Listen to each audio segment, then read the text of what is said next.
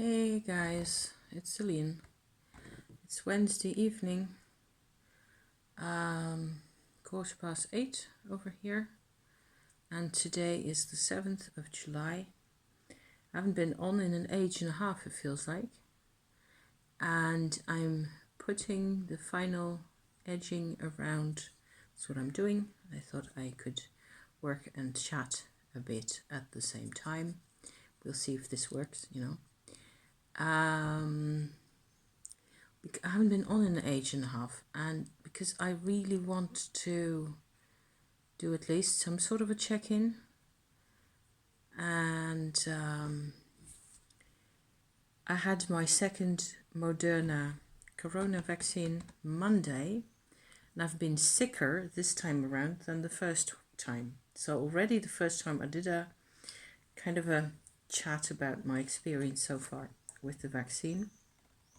It wasn't particularly fabulous. Then again, it wasn't very dramatic either. I had such stress going in to get the vaccine. It was like my body knew perfectly well what was coming for it, and it was clawing its way out of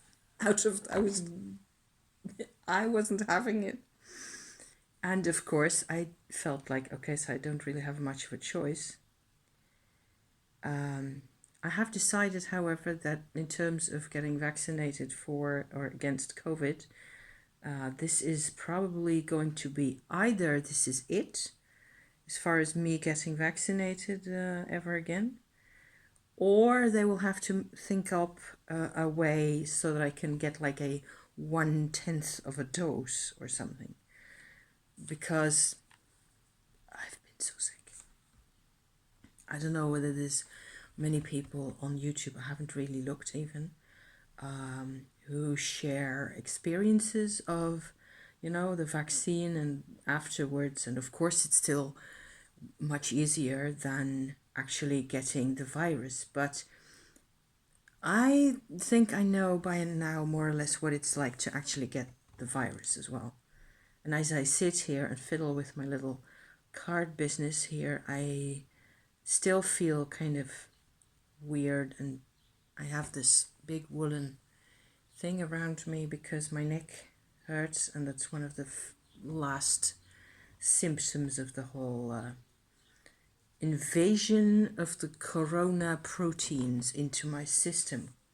God, it was pretty awful. I felt like I'd been poisoned, like something had poisoned me. And so I've had several thoughts around why the first time around getting the corona vaccine, the Moderna vaccine, so I don't know whether this applies to any of the others, I felt like it was much more localized in here, in this thymus area, and all of it centered very much around a sense of an intense fight going on between my left and my right sides. Very strange, very weird. Anyway, it was something I could deal with in terms of energy work. I have like an energy work kind of a approach for that I, because I wasn't feeling very sick, I was still, I felt able to do something about it in terms of energy work. This time around, for actually nearly all of Monday evening, all of Tuesday, that's only yesterday, and nearly all of today, where today I was actually already feeling a bit better, but having to constantly be aware of how much, whether I need food, whether I need hydration, on and on and on, all the time, and feeling really weak on my legs and feeling like I was poisoned. So very strange sensation. The interesting thought that I had, I think is interesting anyway, this time around, which wasn't in the first. So I asked my doctor who gave me my shot whether it was actually identical, the same type of vaccine, the Moderna 1 and 2, and she said yes, they're identical. It's a different batch, but otherwise they're identical.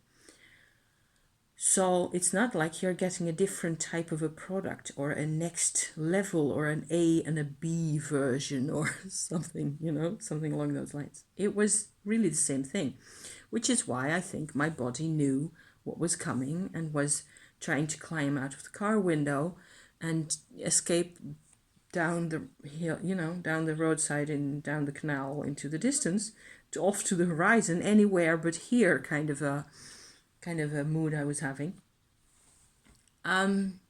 So I'm really struck at how different the effect is, whereas the sort of a crampiness and the fluid retention or whatever it is in my joints was, some of that was there last time, so 6 weeks ago or whatever it was really, that I had in May, that I had my, may have been 7 weeks or so, my first jab.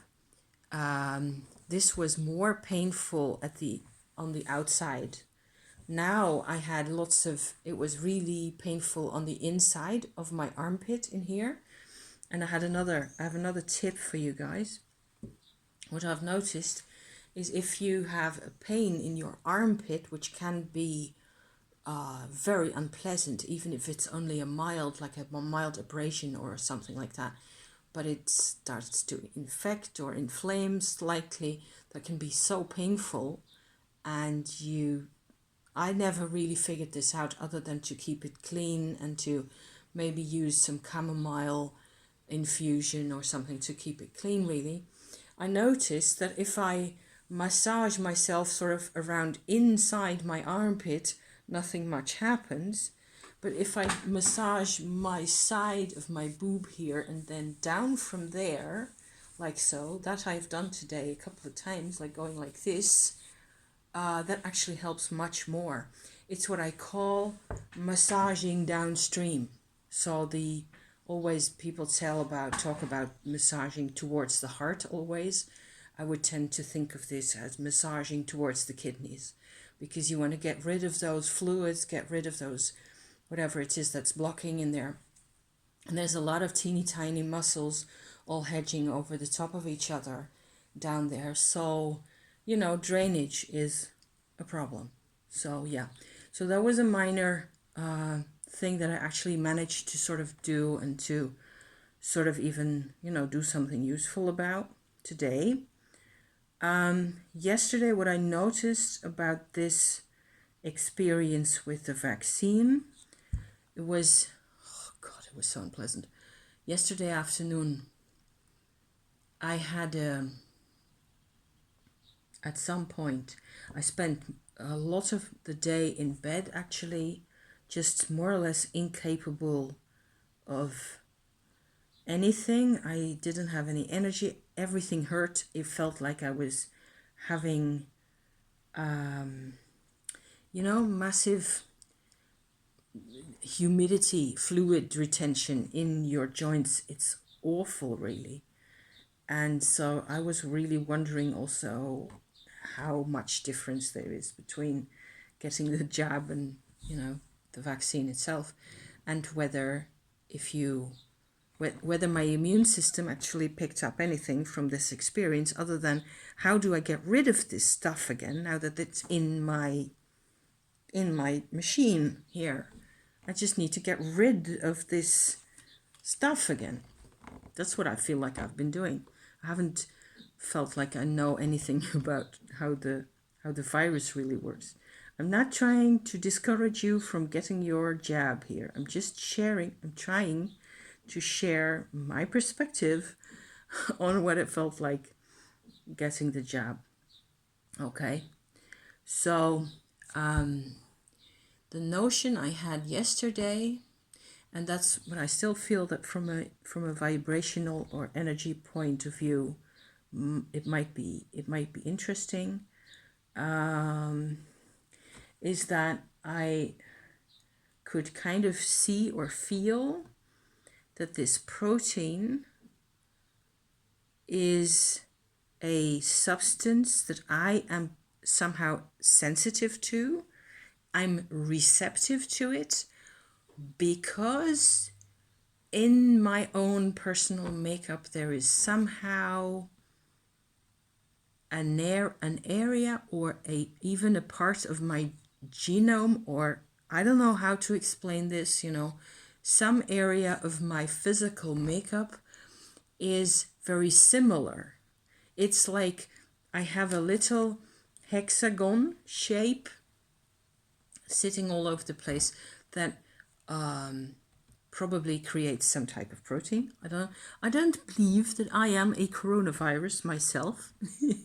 It's not that simple. It's just that I am very sensitive to this protein that the coronavirus produces. And I have and this is the interesting bit, I think, or I feel, that there is an extra high sensitivity, like maybe an allergy of some sort. Compare it to an allergy, where we actually carry inside us some kind of a sign, a sigil, if you like, a shape that is very similar to the substance that we react to. What we then do, what I did with this Moderna vaccine, is I sort of absorbed it very deeply into myself. And then it gets kind of integrated into parts of me, into my, my joints and places, and I can't get rid of it that easily anymore. I am just very receptive. This whole idea of this receptivity in terms of there being something similar inside us. So there's like an element of recognition, of recognizing, or physically sort of assuming that this substance has a role to fulfill, and it just gets integrated into me before I can go and say, halt, this isn't good for me, or this isn't working. Because it's this protein, it's not the virus itself, it's the protein that does this to me, so yeah. So once, it was very emotional actually realizing this.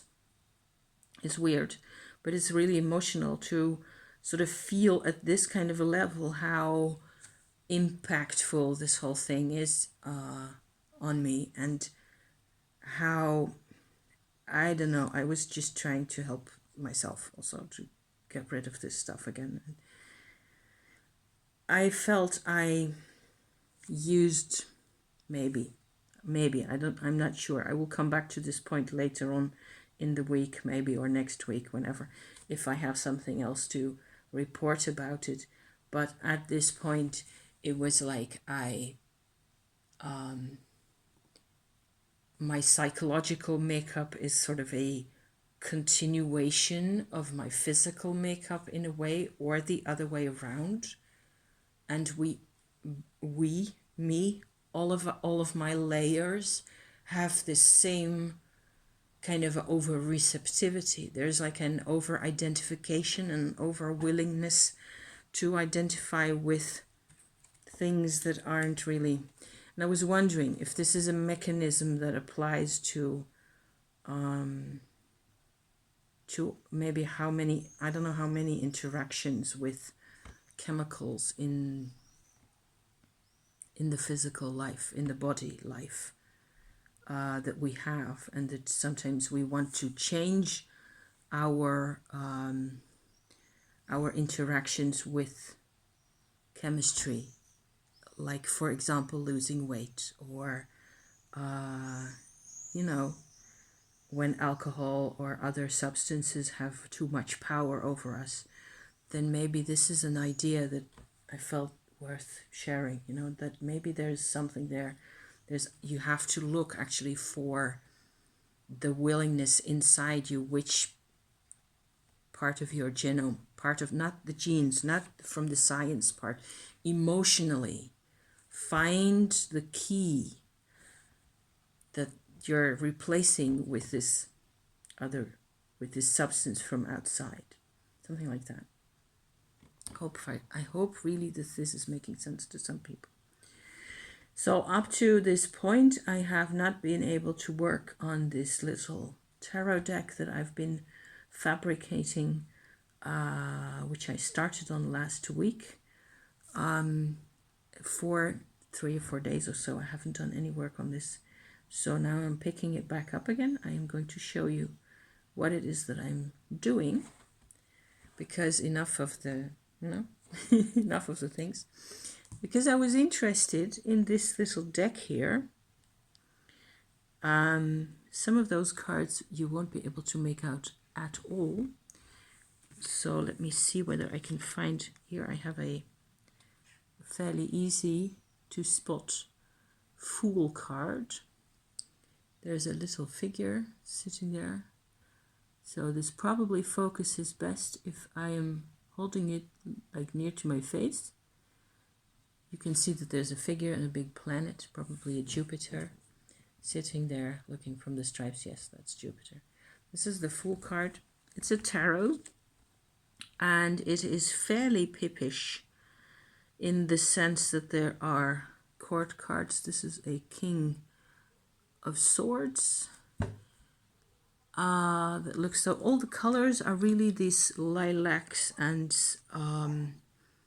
lavender type colors with a bit of pink and orange thrown in there somewhere. It's the Tarot Wave Tarot. So I was inspired. I got to this point because I got to listen to vaporwave music. I reported on this last week in my Witchy check-in, or whatever it was that I did at the time. And I was kind of fascinated by how I was born in 1966, so I experienced the 80s firsthand. And I actually was an adolescent during the 80s. I have to take me a sip of water here. That my husband made for me while it's still hot. I want to get this down me because I need to. The funny thing is that this vaporwave style music, if you look it up on YouTube, there's loads.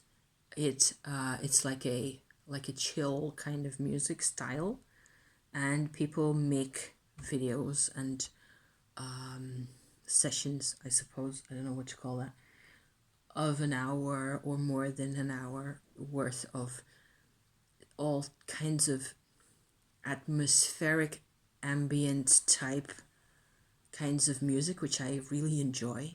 All of those I really tend to enjoy a lot. I'm also rather into ASMR of some kinds and nature sounds and combinations of little tinkly, rainy, whispery bits and pieces going on, next to me while I work on whatever it is that I'm working on. So vaporwave is really, what I understand it to be, is like it's a combination of a lot of different styles, really, all coming together. Some of them are based around computer, old school computer games, like arcade games and those kinds of things. Music themes from around that, from that origin, from that source. And lots of it is based around, I suppose, based around tiny little samples and music elements from the 80s, from popular music. I was there in the 80s, so I listened to this stuff, and then I go back to a couple of songs that I really appreciate from back in the days. Phil Collins and Pet Shop Boys, and I am European after all, so that's the kind of stuff that tends to come up in my brain, along with a million other things. And the funny thing is that I'm trying to compare the two and not making any sense at all, because the vapor wave, or mole soft, or a solar wave, or whatever synth electro retro mix up kinds of things that there are lots of different names, future funk, go on, lots of titles.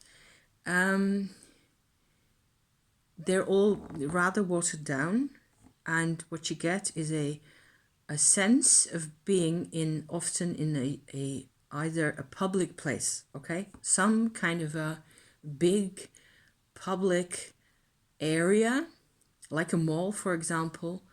In the States, it would be a mall often.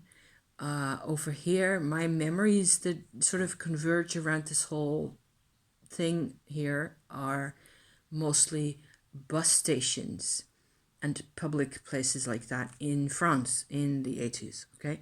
Where there's used to be always some kind of music playing, people walking back and forth, people talking, and all sorts of, and that's probably it, why it's so weird for me, why I have such a hard time trying to explain to you why this is so weird, is that's what you get in the vaporwave, is the complete auditory impression of being in a place like that. So not any song, okay? Not any particular specific song by this artist with this or that, that goes with it in terms of lyrics or any kind of thing. It all gets kind of watered down and then sort of filtered through this huge space, and you're immersed. You're immersed listening to this kind of music. You're immersed in a setting, and so also I'm triggered to remember mainly bus and train stations in the 80s, or city centers and shopping, sort of. We don't have that many shopping malls really around here. There are shopping malls, but certainly not back in the 80s, not that much. But there's plenty public spaces where they throw this kind of music at you, immersed in layers of even traffic noises and, other things like that. Of course, if you're in a mall, you're not going to get traffic noises. So that's a distinction right there. But it's been doctored. It's been sort of cultured to remind you of settings. And one setting I've constantly been like triggered, reminded of the whole time by this whole thing is I walked in Mulhouse, which is in Alsace, with my mum at one point, and it's like utterly meaningless because like empty shop windows and slightly abandoned, halfway abandoned places and things like that. It's all part of it. And the 80s had a lot of abandoned buildings, foreclosed shops and general, feel of abandoned places and hallways and corridors and stuff like that was rather normal. But there was one shop window somewhere that I walked past a couple of times that had and maybe it was only a poster for something or other, for makeup. I have no idea. It was just this, maybe it was a mask. In my memory, it's like a mask, like only this part of the mask with purple makeup in stripes going towards the back like that. And that was lying on the floor of this shop window, and there maybe it was just a hairdresser's, and they had done something around that. And this purple eyeshadow just caught my eye. And so I've been, in my mind, I've just had this rerunning endless loop of this teeny tiny snippet out of the actual 80s, like in 82 or something like that. And the funny thing is, what I find funny about all this, so hence also my card adventure here, is that it's comforting. It's because of what they've done to manipulate the sound. It sounds like you're in a huge space. It's like a cool kind of a sound, and it's refreshing, and it's kind of impersonal, and you're kind of okay, and you're just hanging around, and you're not stressed. It's impossible to be stressed out. Then again, over the past 2.5 days while I was struggling with my vaccine, I couldn't stand it because I felt that it was too cold. You see? So I don't know. I'm not sure I'm going to upload any of this. It's just so rambling. Anyway, my cards, I'm making a miniature version here, and I just have to show you my little miniature cards. This is the Justice card with the statue. So it looks like a lot of these things have actual copies of Roman statues. There's copies of... here's another Roman statue. This is the High Priestess card with a really pretty Juno figure in there. What I've done is I've added in white, most times in white, the astrological correlations. There's a Temperance card, so it gets the Sagittarius arrow right there. See? It's an hourglass. You'll never be able to make this out on the screen. And Ace of Swords. Fairly easy to make out, I think. This is... Oh yeah, this is another one that has a funny computer screen. It's a Roman statue, and the head is a little computer screen or TV screen with a lion face inside it. So I've added numbers to be able to make them out really easily. Added these astrological things. I've done, they're glued, they are printed out from photograph of from the actual Kickstarter website.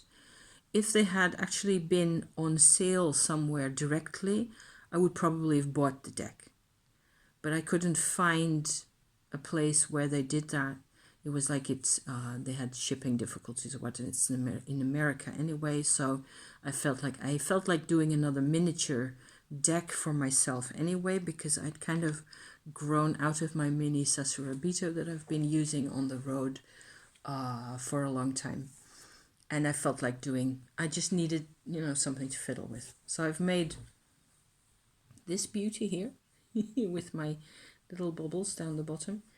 This is where the cards actually live. And I even made a little spread cloth, like so. So that goes real nicely with these cards on this side. And the other side is like this. Very 80s. This is actually a printed, very synthetic type fabric. So once I get my sewing machine back end of the week, I will just go once around the block again to, get this properly fixed to each other.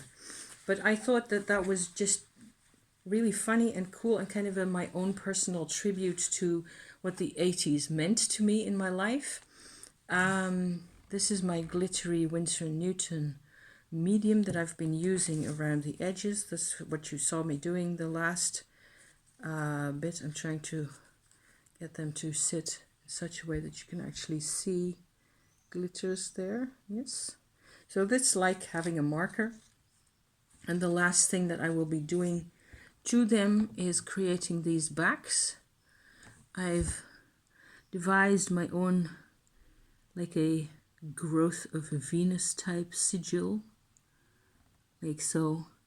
There's a Venus in the middle and a little, snaky at the bottom coming out of it, and a couple of dots and lines and bits. And in order to do that, I have a little oval cut out, which I just hold over the card like this, over each card, and then I can draw the oval with my white marker over here and draw in the symbol as I want it.